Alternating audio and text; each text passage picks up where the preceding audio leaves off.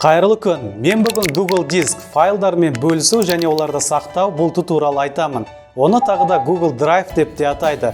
Жалпы Google Дисктің бизнеспен шұғылдануда, білім алуда, сонымен қатар күнделікті өмірде пайдасы өте зор. Мен қазір сіздерге Google Дисктің артықшылықтары туралы айтатын боламын. Сонымен біз Google Дискте не сақтай аламыз? Жалпы бұл виртуалды кеңістікте біз әртүрлі құжаттарды, соның ішінде Word, Excel, PowerPoint, сонымен қатар түрлі көлемдегі видеолар мен фотоларды сақтай аламыз. Ең басты артықшылығы, сіз мәліметтерді смартфон не компьютерде емес, виртуалды кеңістікте сақтайсыз.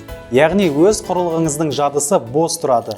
Біріншіден, біз Google Дискті қайдан табамыз? Оның екі жолы бар. Біріншісі, кез келген браузерді, мысалға Google Chrome'да сайттың адресін жазатын жолға google.kz деп жазу керек. Ашылған бетте жоғары оң жақта көп нүктеден құралған 4 бұрышқа басып дискті ашуға болады. Екінші жолы сайт адресін жазатын жолға drive.google.com деп жазу. Осы адресті терген соң сіз Google Дискке тікелей түсесіз. Google Дискті негізінен әртүрлі құрылғылардан пайдалану үшін қолданады. Яғни өз файлдарыңызға бір аккаунтпен компьютер, ноутбук, тағы смартфоннан шыға аласыз. Әрине, бірінші бейнероликте айтқандай, диск сіздің аккаунтыңызға бекітілген. Мысалға, бұл жерде менің аккаунтым gmail.com. Сіздің аккаунтыңызда gmail.com мен аяқталады және оған диск қарастырылған. Google Диск қанша тұрады? Қызықты жауап, ол тегін. Сол жақта сізге берілген кеңістік мөлшерін көре аласыз. Тіркелген кезде сізге 15 гигабайт тегін беріледі. Ол сізге артығымен жетеді. Егер аз десеңіз, астындағы сілтемеге басып қосымша кеңістік сатып алсаңыз болады. Бағалары осы жерде көрсетілген. Шынымен де, егер файлдарыңыздың салмағы үлкен болса, мысалға жоғары сападағы бейнематериалдар болуы мүмкін, онда Google-дан қосымша орын сатып алуға болады. Бұл жерде ай сайын және жыл сайын төлем жасап алуға болады. Бірақ бір жылға сатып алған тиімді. Бағалары кеңістік көлеміне сәйкес. Мысалға, 100 гигабайт жылына 6900 теңге болса, 200 гигабайт 9900 теңге. Ал терабайтпен есептелетін кеңістіктер экранда көріп отырғандай сәйкесінше қымбатырақ келеді. Баға 2020 жылдың мамыр айына қойылған. Енді Google Дискте қандай файлдармен жұмыс істеуге болатыны туралы айтайын. Ол үшін сол жақта жоғарыда орналасқан плюс таңбасына басамыз. Қандай файлдарды жасауға болатынын жекелеп қарастырайық. Бірінші, папка жасайық.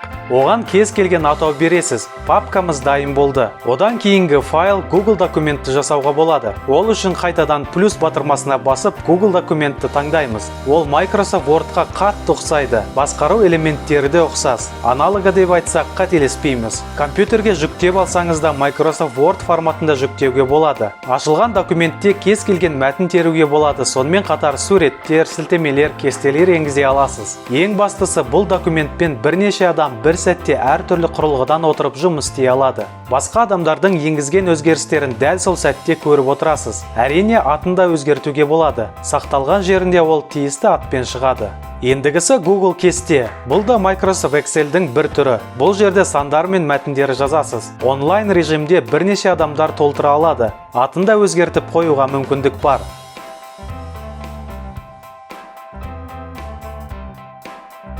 Сонымен қатар таныстырылым, презентация жасауға болады. Бұл да Microsoft компаниясының өнімі PowerPoint-қа ұқсас келеді. Дизайнын таңдап, сурет, мәтін, бейнематериалдар енгізіп қойса болады.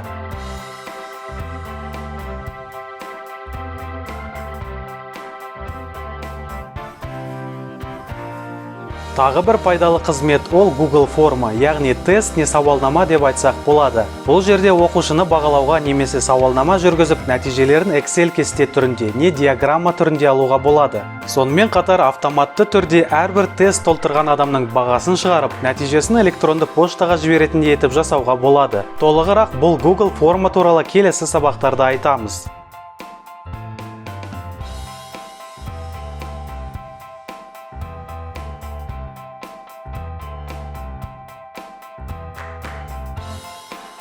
Қазір мен сіздерге Google Дисктің ең ұтымды жақтарының бірін айтамын. Мәселен, сізде Microsoft Office'тің бірде-бір түрі, яғни компьютеріңізде Word, Excel, PowerPoint-тың ешқайсысы жоқ дейік. Бірақ сізге поштадан бір құжат келді және оны тез арада ашып өзгерту керек. Біз не істейміз? Сол келген құжатты, яғни файлды Google Дискке жүктейміз. Кейін оны Google формада ашамыз. Міне, проблема шешілді. Енді онымен жұмыс істеу оп-оңай. Осылайша кез келген Word, Excel, PowerPoint файлдарын Google Дисктің көмегімен беттерінен ашуға және оны өңдеуге болады. Сонымен қатар құжатты басқа адамдармен бөлісіп, онлайн режимде бірге жұмыс істеуге болады. Файлмен бөлісудің екі жолы бар. Соны мен қазір көрсетемін. Жаңағы Word құжатын Google арқылы қайтадан ашамын. Сол жерде оң жақ үстінде рұқсат беру батырмасын басамын. Сол кезде бізге құжатпен бөлісудің екі нұсқасы ашылады.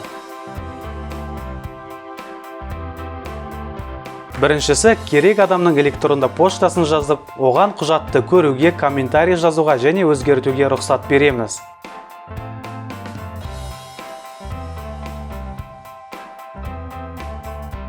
Екінші жолы дәл осы құжаттың сілтемесін көшіріп алып, мессенджер немесе пошта арқылы керек адамға жіберу. Егер сіз керек адамның электронды поштасын білмесеңіз, онда екінші жолды таңдауға болады. Сонымен қатар сіз құжатыңызды жүктеуден және мәтіндерін көшіруден қорғай аласыз. Ол үшін рұқсат беру батырмасына барып, ашылған мәзірде қосымша баптаулар батырмасын басыңыз. Сол жерде екінші пунктте құжатты жүктеу, көшіріп алу белгісін алып тастаңыз. Мінекей, құжатыңызды енді ешкім рұқсатсыз ала алмайтын болды.